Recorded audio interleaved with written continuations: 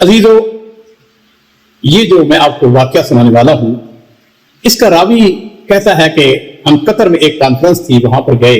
جب کانفرنس ختم ہوئی تو وہاں پر ایک بریگیڈیئر صاحب تھے. انہوں نے کہا ایسا ہے کہ میرا ایک مزرعہ ہے، وہاں پہ چلیں، وہاں پہ خیمہ ہے، وہاں پہ جا کے آپ رات کو آپ کھانا کھائیں. ہم مہمان تھے، ہم نے کہا ٹھیک ہے.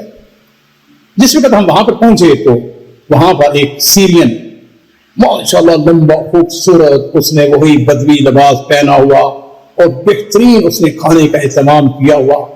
اتنا مزیدار کھانا ہم نے زندگی میں کم ہی کھایا.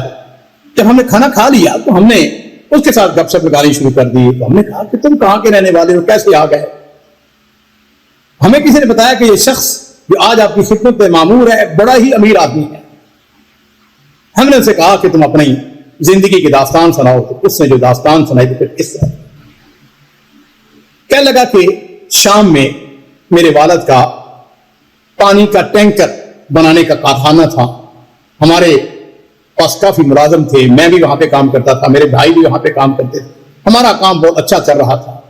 اس دوران میں میری شادی ہو گئی. میری چچا کی بیٹی تھی، اس کو میں نے پسند کیا، چچا نے رشتہ دے دیا. الحمدللہ میرا گھر آباد ہو گیا، آمدنی ہماری بہت اچھی تھی.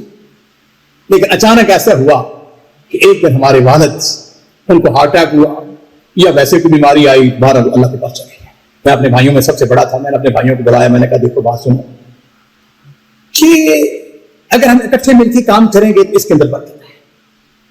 ہمیں کمپنی کو اپنی فیکٹری کو بیچنا نہیں چاہیے. انہوں نے کہا ٹھیک ہے، سب کو روزی مل رہی ہے. خیر وہ کہتا ہے کہ الحمدللہ ہم نے مل کے کام کرنا شروع کر دیا. ہمارا کام جو ہے وہ بہتر تھا، بہتر ہوتا چلا گیا. بھائیوں میں اتفاق تھا، پیار تھا، محبت تھی. اس دوران میں اچانک میری بیوی بیمار ہوئی. کہتا ہے کہ میں نے مقامی طور پر اس کا علاج سنانا شروع کروایا. تو ڈاکٹر نے جو ڈائگنوز کیا وہ یہ تھا کہ اس کو کینسر ہے. شروع میں تو ہم سیریا کے اندر اس کا علاج کرواتے رہے، لیکن کینسر آپ کو پتا ہے کہ بہت موٹی مرض ہے اور اس کے اوپر بہت زیادہ پیسہ بھی لگتا ہے. ڈاکٹر نے کہا کہ اگر تم اپنی بیوی کو بچانا چاہتے تو اس کا علاج یہ ہے کہ اس کو باہر کے ملک بھیج دو. اس کے لیے بے حد پیسہ چاہیے تھا. کہتا ہے کہ ہم ایک دفعہ پھر بھائی اکٹھے ہوئے تو ہم نے فیصلہ کیا کہ چونکہ اس کے لیے بہت پیسہ چاہیے تو ہم اس فیکٹری کو بیچ دیں. انہوں نے ہم نے اس فیکٹری کو بیچ دیا. میں نے اپنے بھائیوں سے کہا کہ بھائیوں تم اپنا حصہ لے لو. تو انہوں نے کہا نہیں. انہوں نے کہا تیرے اوپر مشکل وقت آیا ہے تو ہم تم سے کوئی پیسہ نہیں لیں گے. تم ایسا کرو اس کو لے جاؤ اور جا کے اپنی بیوی کو علاج کرو. کہتا ہے کہ میں وہ پیسہ لے کر جرمنی آ گیا. وہاں پہ اپنی بیوی کا علاج کرانا شروع کر دیا. علاج بڑا مہنگا تھا، 5 سال لگ گئے. ہمارا جتنا پیسہ تھا وہ تقریباً بڑی حد تک وہ خرچ ہو گیا. لیکن الحمدللہ 5 سال کے بعد میری بیوی شفا یاب ہوئی. کہنے لگا جب بیوی صحت مند ہو گئی تو میں واپس سیریا آ گیا. کہتے آج ہم نے کوئی چھوٹا موٹا کوئی کاروبار کوئی ادھر ادھر ہاتھ پاؤں مارنے شروع کیے کہ ایک دن میں اپنی بیوی کے ساتھ بیٹھا ہوا تھا. میری بیوی مجھے کہنے لگی کہ میں نے تمہارے ساتھ ایک بات کرنی ہے. اب میرے دل میں یہ تھا کہ وہ پیار کی محبت کی بات کرے گی. ہم نے بڑا مشکل وقت بیماری کی حالت میں جرمنی میں گزارا ہے جی. اچانک وہ مجھ کو کہنے لگی کہ مجھ کو طلاق دے، میں تمہارے ساتھ نہیں رہنا چاہتا. میں نے کہا یہ کیا کہہ رہی ہو؟ میرے وہم و گمان میں بھی نہیں آ سکتا تھا. میں نے کہا بھلی مانس تم ہوش میں تو ہو، کیا بات کر رہی ہو؟ اس نے کہا میں سنجیدہ ہوں، مجھے کسی اور شخص سے محبت ہو گئی ہے، میں اس کے ساتھ شادی کرانا چاہتی ہوں، میں تمہارے ساتھ نہیں رہنا چاہتا، مجھ کو طلاق دو. کہتا ہے کہ میں نے سمجھا کہ یہ ہذیان بک رہی ہے. میں نے اسے کہا کہ تم نے مجھے اچھا بدلہ دیا، میں نے اپنی ساری زندگی کی جمع شدہ پونجی پوری فیکٹری تمہارے اوپر لگا دی اور تم اب کہہ رہی ہو کہ مجھ کو طلاق دو، کہ مجھے فلاں شخص کے ساتھ کسی اور آدمی کے ساتھ پیار ہو گیا ہے. میں نے کہا کیسے پیار ہو سکا؟ جیسے کہ میں جرمنی میں تھی تو وہاں پر ٹیلی فون پہ اس کے اوپر ساتھ رابطہ ہوا اور ہم آپس میں لمبی باتیں کیا کرتے تھے وغیرہ وغیرہ. کہتے ہیں ہماری آپس میں جھگڑا جو ہے وہ تھوڑا سا آواز ہماری اونچی ہو گئی. اس دوران میں میری بیوی کا باپ جو کہ میرا چچا لگتا تھا وہ بھی آ گیا. اس نے آ کے مجھ سے پوچھا کیا ہو گیا، کیوں لڑ رہے ہو؟ میں نے اسے کہا کہ یہ دیکھو مجھ سے طلاق مانگ رہی ہے. اس نے اپنے بیٹی سے پوچھا ہاں تم کیا کہہ رہی ہو؟ اس نے کہا نہیں نہیں نہیں میں نے تو ایسا نہیں کہا. وہ 100% مکر گئے، کہنے لگے اسے جھوٹ بولا. میں نے اسے کہا نہیں، اسے ابھی مجھ سے طلاق مانگی ہے. تو جی بات کو مختصر کرتے ہوئے وہ جو میرا چچا تھا، میرا خیال یہ تھا کہ وہ میرا ساتھ دے گا، اس نے اپنی بیٹی کا ساتھ دیا، وہاں سے تو اٹھ گئے، اور اگلے دن اس نے مجھ کو پیغام بھیجا کہ تو نے میری بیٹی کے اوپر الزام لگایا ہے، لہذا میں نے کہا دیکھو بات سنو، ایسا کرتے ہیں کہ یہ قرآن پاک کے اوپر ہاتھ رکھ کے اگر یہ کہہ دے کہ میں نے یہ بات نہیں کہی ہے تو میں اس کی بات مان لیتا ہوں۔ میرا خیال یہ تھا کہ قرآن پاک کے اوپر ہاتھ رکھ کے کوئی آدمی جھوٹ نہیں بول سکتا ہے، قرآن پاک لایا گیا، اس نے اپنے قرآن پاک کے اوپر ہاتھ رکھ کے اس نے جھوٹ بول دیا، اس نے کہا کہ میں نے ایسی کوئی بات نہیں کی ہے، یہ اس نے میرے اوپر الزام لگایا ہے۔ اب میرا چچا مجھے کہنے لگا کہ دیکھو اب ہم تو نے کیونکہ میری بیٹی کے اوپر الزام عائد کیا ہے، طلاق تو تمہیں دینا ہی ہوگی، لیکن اب ہم تمہارا فیصلہ اپنی پنچایت کے اندر جو ہمارا قوالی سسٹم اس کے اندر لے کے جائیں۔ لو جی قوالی سسٹم کے اندر جس وقت وہ فیصلہ گیا، میں نے پھر وہی بات رکھی، میں نے کہا کہ اس کو قرآن پاک کے اوپر ہاتھ رکھ کے یہ بات کہہ دے، وہ پھر آئی، اسے پھر قرآن پاک کے اوپر ہاتھ رکھ کے اسے پھر جھوٹ بول دیا، کہنے لگے جی قوالی سسٹم کے تحت میرے اوپر 6 ملین یعنی 60 لاکھ لیرہ وہ انہوں نے جرمانہ عائد کیا اور کہا کہ یہ تم نے اپنی بیوی کو دینا ہے، اور 20 لاکھ انہوں نے کہا کہ فلاں قبر ہے اس کی وہ تم نے اونٹ اور بکریاں جو ہیں وہ اتنی قیمت کی وہ تم نے وہاں پہ ذبح کرنی ہے، وہ چڑھاوا چڑھا۔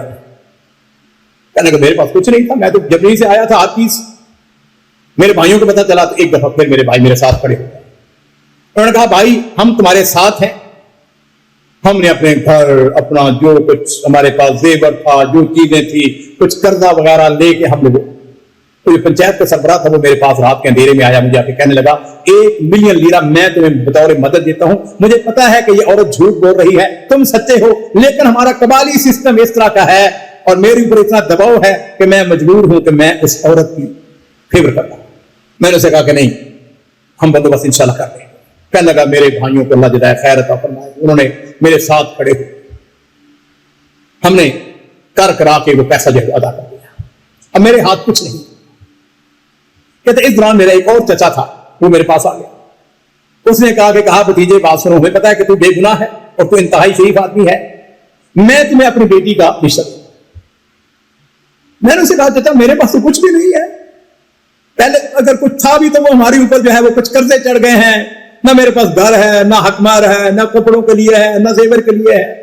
اس نے کہا مجھے پتا ہے، لیکن میں اپنی بیٹی کا رشتہ تمہارے جیسے شریف آدمی کے ساتھ کرنا چاہوں گا، میں تمہیں اپنا گھر بھی دوں گا، حکمار بھی جو ہے وہ خود اپنی جیب سے دوں گا۔ میرے چچا نے مجھ کو رشتہ دیا، اور میری دوسری جو چچا تھا یہ اس کی بیٹی کے ساتھ میرا نکاح ہو گیا، شادی ہو گئی، رخصتی ہو گئی۔ کہتا ہے پریشان میں بڑا تھا، اس دوران ایک آدمی میرے پاس آیا، اس نے کہا یار تیرے اوپر قرضہ بھی ہے، تیرے حالات بھی اچھے نہیں ہیں، ایسا ہے کہ میرے پاس قطر کا ویزا ہے، میں تمہیں قطر بھجوا دیتا ہوں، ہو سکتا ہے کہ وہاں پر تمہاری قسمت کھل جائے۔ میں نے کہا بات تو ٹھیک ہے، وہ جی میں قطر آ گیا۔ اب قطر آیا، میرے لیے بالکل نیا جگہ تھی، نیا شہر تھا، نیا ماحول تھا، رہنے کے لیے جگہ نہیں تھی، کھانے کے لیے پیسہ نہیں تھا۔ کہنے لگا میں نے ایک آدمی سے پوچھا، میں نے کہا کہ جو سیرین جو شامی چھڑے ہیں جی رہتے ہیں وہ مجھے جگہ بتائی۔ خیر اس نے مجھے جگہ بتائی، ایک جگہ میں نے پہنچا، وہاں پر کوئی 10-12 سیرین تھے، وہ بیچلر رہتے تھے۔ میں نے ان سے کہا بھائیو بات یہ ہے کہ میں آپ کا بھائی ہوں، پردیسی ہوں، مجھے رہائش بھی چاہیے اور مجھے کھانا بھی چاہیے، ایسا ہے کہ مجھے اپنے پاس رکھ لو کہ مجھے نوکری مل جائے گی تو میں تمہارے پیسے واپس کر دوں۔ انہوں نے کہا ٹھیک ہے۔ خیر کہتا ہے میری قسمت اچھی، چند دن کے بعد رمضان مبارک شروع ہونے والا تھا۔ رمضان مبارک کے مہینے میں قطریوں کو اللہ جزائے خیر دے، بے پناہ سخاوت، مساجد کے اندر افطاری کا سحری کا بندوبست تھا۔ وہ کہتا کہ میں افطاری بھی وہاں پہ کرتا، سحری بھی وہاں پہ کرتا، مہینہ بڑے آرام سے گزر گیا۔ جب رمضان ختم ہو گیا تو وہ جو شامی جن کے پاس میں ٹھہرا ہوا تھا، میں ان کے پاس، انہوں نے کہا ایسا کرو کہ بورا بھی اپنا اٹھاؤ اور جاؤ چلے یہاں سے۔ میں نے کہا بھائیو ابھی تو میں اپنی نوکری کی جاب تلاش کر رہا ہوں، آپ میری مدد کریں، مجھے جاب مل جائے۔ خیر اب وہ مجھے مجبور کر رہے ہیں کہ نکلو یہاں سے، نکلو یہاں سے، پیسے بھی دو۔ کہتے ایک دن ان میں سے ایک شخص میرے پاس آیا، کہنے لگا کہ ایسا کرو کہ میں نے تمہاری نوکری کو بندوبست کر دیا، پھر اچھے کپڑے پہن لو۔ کہنے لگا میں نے بہترین لباس اپنا پہنا، ویسے بھی میں ماشاءاللہ لمبے قد کا تھا، خوبصورت بھی تھا، نوجوان بھی تھا، اور وہ مجھے لے کر جو ان کا سیکورٹی کا امن عام کا ادارہ ہے وہاں لے گیا، یہ پولیس کا ہیڈ کوارٹر تھا۔ وہ جی وہاں پر باہر کوئی انڈین کھڑا تھا، اس نے اس کو جا کے ہم نے اس کو بتایا کہ ہم نے بریگیڈیئر صاحب سے ملنا ہے، تو اس نے اشارہ کیا، اندر چلے گئے۔ وہ جو سیرین تھا اس نے مجھے اندر داخل کر کے خود چلا گیا. کہنے لگا یہاں تم انسجاب کرنا, یہ تم کو نوکری دے دیں. کہنے لگا اندر ان کا خفیہ اجلاس ہو رہا تھا, میں نے دروازہ کھولا, اندر داخل ہو گیا. وہ بریگیڈیئر صاحب تھے جو کہ چیئر کر رہے تھے, انہوں نے جب مجھے دیکھا ایک اجنبی آدمی, وہ غصے سے لال پیلے ہو گئے. انہوں نے کہا کہ تو کون, کیسے آ گیا, کیسے داخل ہوا ہے؟ میں نے کہا میں جاب کی تلاش میں آیا ہوں, نوکری کی تلاش میں. انہوں نے کہا میں تمہیں نوکری دیتا ہوں. آواز دی ان کا, یا عسکری اس کو جیل میں ڈال. کہتا ہے کہ اب مجھے سمجھ آ گئی, جب مجھے وہ جیل میں ڈال دیا گیا تو مجھے سمجھ آ گئی کہ وہ جو سیرین تھا اس نے میرے ساتھ دھوکا کیا ہے. اصل میں وہ میری جان چھڑانا چاہتے تھے اور اس نے زبردستی یا مجھے دھوکا دے کر یہاں پہ لے آیا. کہتا ہے میں نے تو رونا شروع کر دیا, اونچی اونچی زور زور سے رونا شروع کر دیا. وہ جب اجلاسوں کا ختم ہوا, بریگیڈیئر صاحب باہر نکلے. اب میں اونچی اونچی شور مچایا ہوا ہے. انہوں نے عسکری کو حکم دیا اس کو نکالو باہر. اللہ کو شاید جو میں نے اپنی بیوی کی خدمت کی ہوئی تھی وہ میری ادا پسند آ گئی. بریگیڈیئر کو میرے اوپر ترس آ گیا. اس نے کہا میری بات آج میرے پاس. اس نے چائے منگوائی, مجھے پوچھا تم کون ہو, کہاں سے آئے ہو, کیا تمہارا مسئلہ ہے. میں نے اسے ساری کہانی اپنے والد کے لیے سے ساری بات ایک ایک بتائی. اس نے کہا کہ ہمیں اصولی طور پر تو تمہیں واپس بھجوانا چاہیے, لیکن ایسا ہے کہ میرے پاس میرا مزرعہ ہے. اگر میں تمہیں وہ مزرعہ سونپ دوں, اس کی سپرویژن تم کرو تو کر لو گے. میں نے کہا مجھے کوئی بھی کام دے, مجھے نوکری کی ضرورت ہے, میں تو جاب چاہتا ہوں. خیر, اس نے کہا دیکھو ہم 2000 ریال دیتے ہیں, میں تمہیں 4000 دوں, لیکن میں تمہیں 3 مہینے دیتا ہوں. 3 مہینے کے اندر اندر ہم دیکھیں کہ تمہاری کارکردگی دیکھیں. اس نے کہا بیٹا آزما کے تو دیکھو. خیر جی, میں مدرے میں چلا گیا. میں نے دن رات محنت کی اور بھی مجھ کو انہوں نے لیبر مہیا کر دی. 3 مہینے کے اندر اندر میں نے جنگل میں منگل بنا دیا. میں کھانا بہترین پکا لیتا تھا. میں نے بریگیڈیئر صاحب سے کہا, میں نے کہا حضور آپ کو اب ہوٹلوں سے مطاعم سے کھانا منگوانے کی ضرورت نہیں ہے, ایک دفعہ میرا کھانا کھا کے دیکھو. کھانا بلا شبہ بہت مزیدار تھا. وہ کہتا ہے جی اس طریقے سے مجھے یہاں پہ جگہ مل گئی. ایک دن بریگیڈیئر صاحب آئے ہوئے تھے, ہم آپس میں بیٹھے گپ شپ لگا رہے تھے. انہوں نے مجھ سے پوچھا کہ یہاں آنے سے پہلے کیا کرتے تھے. میں نے کہا میرے والد کی ٹینکر بنانے کا بہت بڑا کارخانہ تھا, ہم اس کے مالک. اس زمانے میں قطر کے اندر پانی کی آج بھی قلت ہے, اس وقت بھی قلت کی مسئلہ تھا. اس نے کہا کیا خیال ہے کہ ہم ٹینکر بنانے کا ایک فیکٹری نہ لگا لیں اور ہم تمہیں اس میں حصہ دے دیں گے. میں نے کہا بالکل ٹھیک ہے. کہتا ہے جی کہ میں نے وہ بریگیڈیئر صاحب کے ساتھ مل کے وہ فیکٹری لگائی. پھر وہ کام ہمارا بڑھتا چلا گیا. میں نے اپنے بھائیوں کو بلوا لیا, اپنی بیوی کو بلوا لیا, اور کرتے کرتے آج میری حالت یہ ہے. ہماری جو فیکٹری ہے وہ مڈل ایسٹ کی سب سے بڑی فیکٹری ہے. اللہ تعالیٰ نے مجھ کو سیریا میں جو ملتا تھا یا میرے پاس تھا اس سے اضعاف مضاعف. میرے پاس دولت ہے, پیسہ ہے, شہرت ہے, ہر چیز میرے پاس موجود ہے. اس واقعے کا راوی کہتا ہے کہ میں نے اس سے پوچھا کہ یہ بتاؤ کہ وہ جو تمہاری پہلی بیوی تھی اس کا کیا ہوا. اس نے کہا کہ جب اس کی عدت ختم ہوئی تو اس نے اپنے اسی عاشق کے ساتھ شادی کر لی. اس کے 2 بچے پیدا ہوئے, اور پھر وہی ہوا جس کا مجھ کو ڈر تھا. 2-3 سال گزرے اور اس دوران میں اس کا سرطان کی بیماری واپس آ گئی.